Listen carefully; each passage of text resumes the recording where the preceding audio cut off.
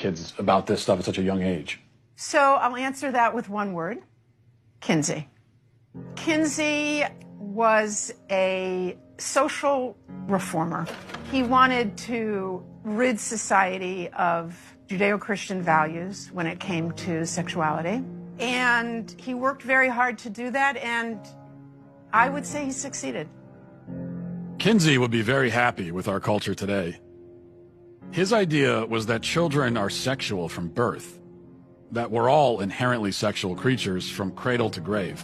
He believed that true happiness is found in a life of perverse sexual experimentation, no matter the age.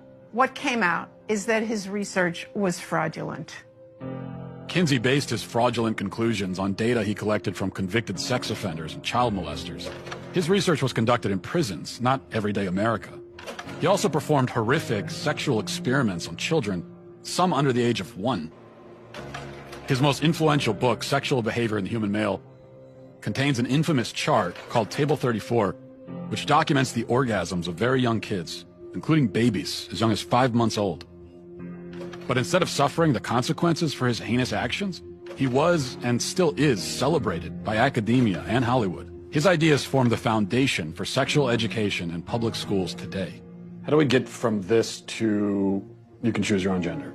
Okay, well, now we have another very important character, and his name was John Money. John Money was a psychologist and professor at Johns Hopkins University. Gender ideology was his brainchild. In fact, he coined the terms gender identity and gender roles. And according to Money, babies are gender neutral at birth, and ultimately environment determines whether a person is a man or a woman. Money was telling the world about his theory that a boy could be raised as a girl and do just fine, and vice versa. And so Money tried out his theory on 2 young twin boys, the Reimer twins. When the twins were 8 months old and they went to be circumcised, the first twin, whose name was Bruce, something went wrong with the machinery.